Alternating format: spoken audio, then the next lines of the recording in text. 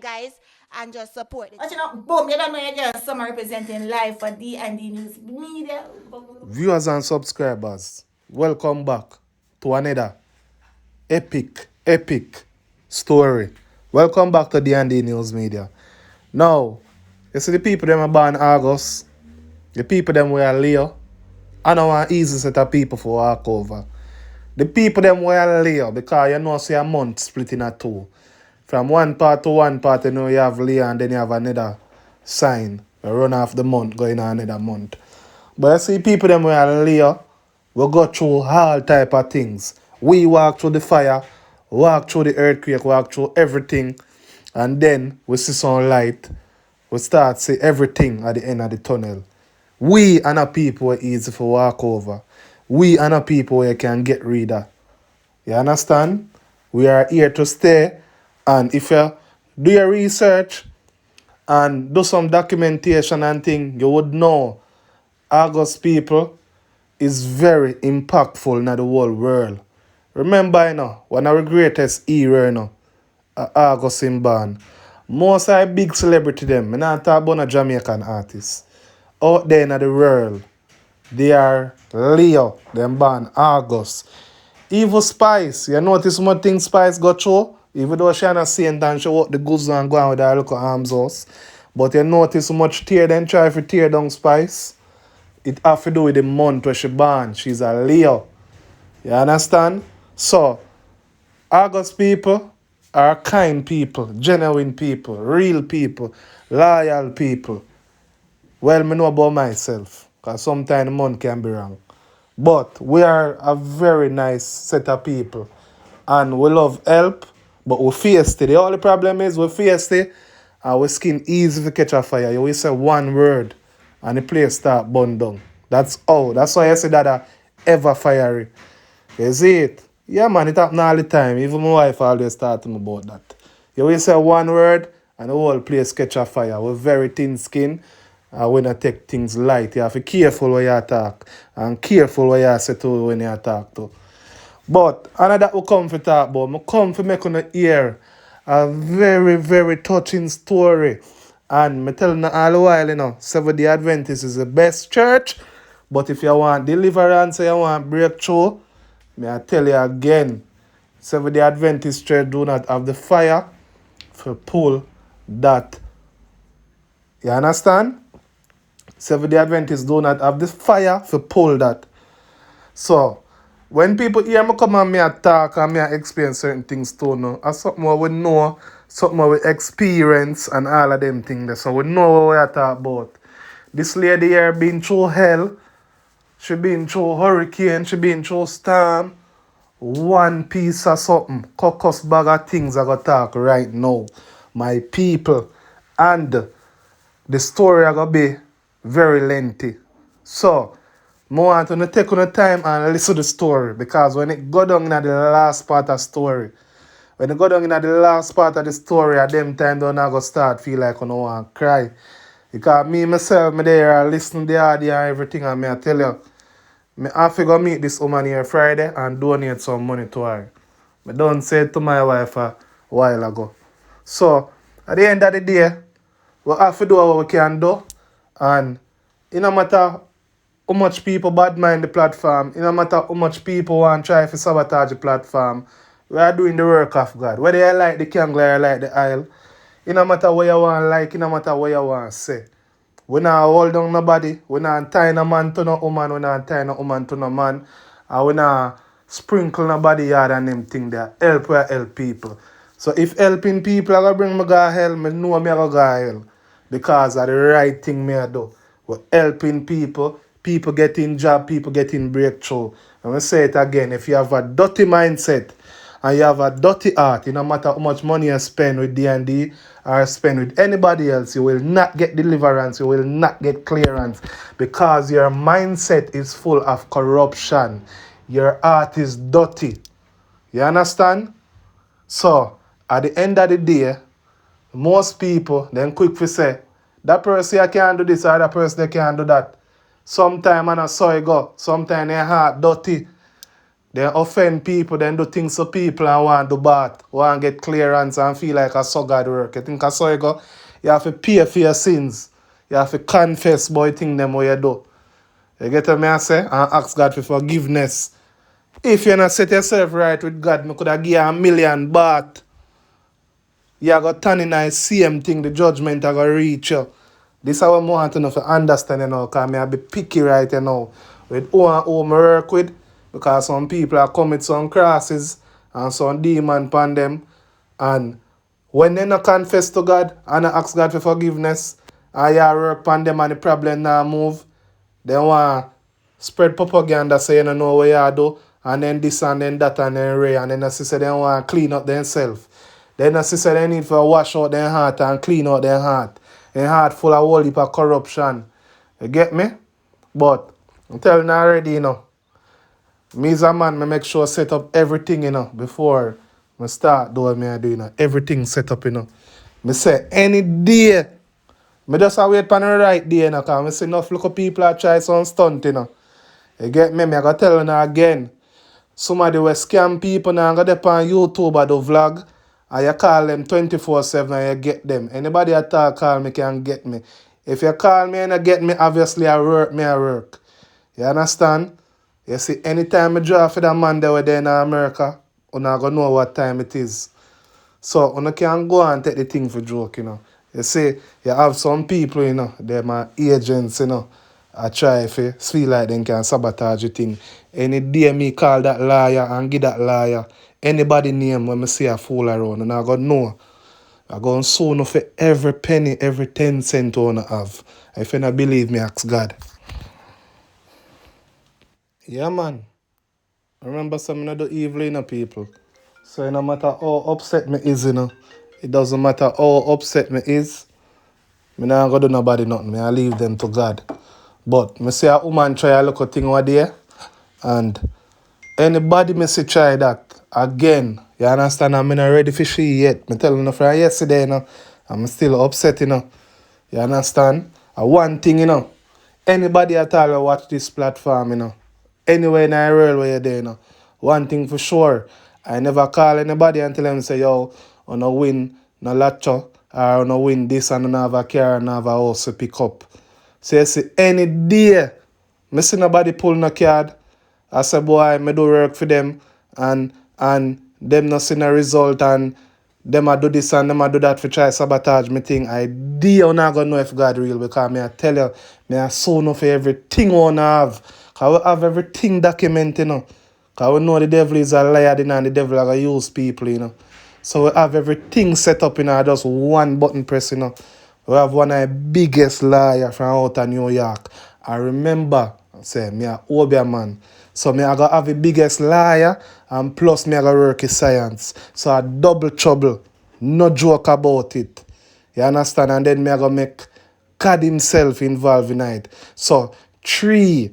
And anybody who know about spirituality know say anything what you do, you have to do it 3 times or you do it 7 times. So when I use God, we I use the biggest liar in a New York, you understand, and we I use is science. 3 things we I use. So any day I see a man go so boom and feel like they can pull a card and make it look like say me a scammer and me scam somebody already. Any one on me see try that. Me a so no for everything on have. You understand? Everything on have, and if you don't have nothing, you don't spend the rest of your life in a prison. Me stop playing with people here now. You see me? We stop playing with people. Some man are wicked, some man are evil.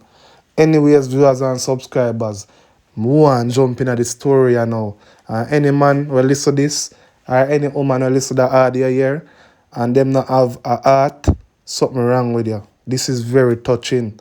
I say, water come at me, yeah, one time, yeah. I listen what the woman has say, everything will happen to her, everything will go on with her. And I tell her, say, John, no. I play the audio because it's a very lengthy audio, and want to know if you understand when we come and we talk, say Obeah is real. When we come and we talk about say, certain things are going, and this lady is a lady who run up and down and go church, and the woman not stop go church. She still go to church, she still do her fasting, but not even the pastor can help her. I'm play it and make on the ear what go on. Good morning, D&D. I hope you're in the best of health. I have a story, and it goes like this. So, in the year of 2011, I developed a little lump in my right breast. And so immediately I went to the private doctor. I think that same day I went to the private doctor. And when I went there, he gave me a referral to go to KPH, to University Hospital. I went up there and it cost me too much because every window I'm going to have to pay $2,000. And so I went back to him and tell him that to send me off to KPH. Anyway, he gave me another referral, took me to KPH. We signed up and all of that. And that was in the same 2011. And cut long story short, them go round. You know, them can delay things at KPH. And it brought me to 2012.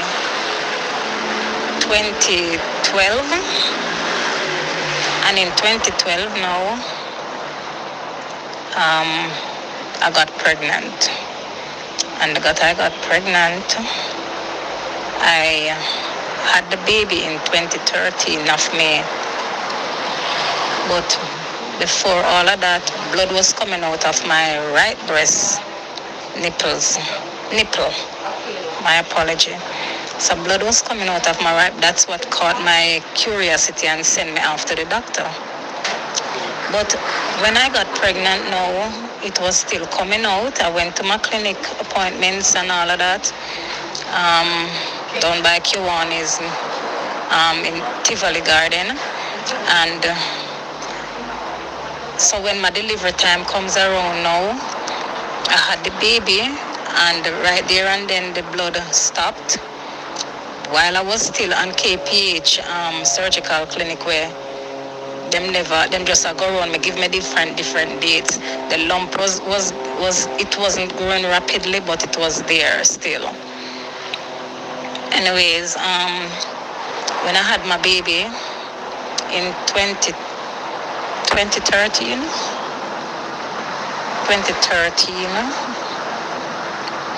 and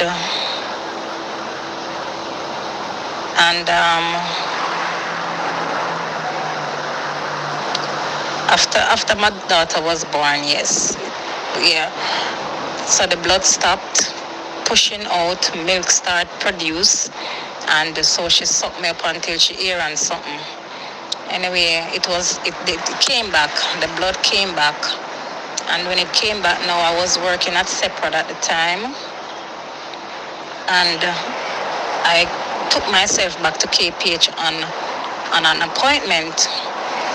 And when I went down there, showed them all I was going, they immediately give me a biopsy test. So they give me a biopsy, and I have to wait a little time for the result to come back. When the result come back, they diagnosed me at stage 4 breast cancer. I wasn't shook by that. Honestly, I wasn't shook by that because I don't know, but I have an everlasting faith within inside of me where when I make heat come in my body and I feel it from my head top go down to my toe, it's not of God. Once it is of God, I saw me feel, the spirit moved me. But the spirit never moved me when the doctor told me that day. And he said to me, so Miss Marva, you're not going to cry? I said, no, that is not what God said. That is what you said. Anyway, that's stage 4 breast cancer, according to them. I came back home and I called my mommy overseas and I told her, I called my baby daddy, I told them. And they were all worried and depressed and down. And while I was there just happy, nothing can depress me because my Lord wasn't speaking to me about that at the time. And so I held my faith strong. But after that, was there on the surgical clinic same way. So when the result came back now and they said I have stage 4 breast cancer, immediately they said, okay, surgery. Immediately they said surgery. Remember, I'm a broke woman. I don't have any money to go about other medical facility, doing other tests and all of that. So I did it all at KPH. So when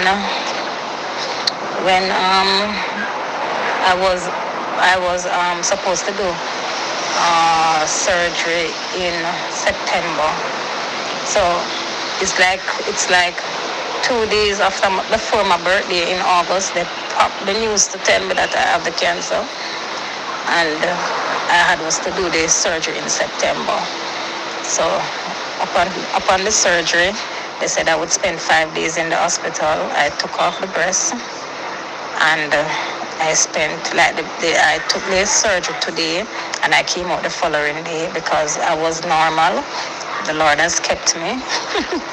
Thanks to God for my faith.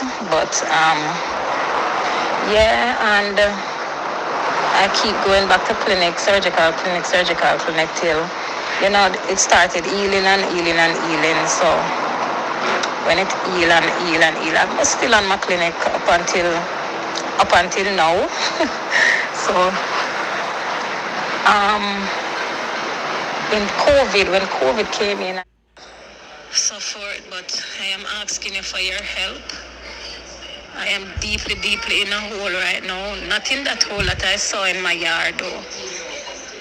When you enter my yard, it looked like a ghost town. But the Lord kept me around there. The Lord keeping me around there. You understand? Because them not trouble me and me not know which part them there. But I need your help. I need your help. My baby daddy was stopped supported me because I'm a breast and all of that. Him find new woman in America. I'm always have woman still, but I'm used to take care of me same way. And he has turned his back on me and all of that. Before I got baptized, I was seeing another guy, and he has also turned his back on me. And I know it's not normal. I can read between the lines. I know something is going on. I know this is not normal.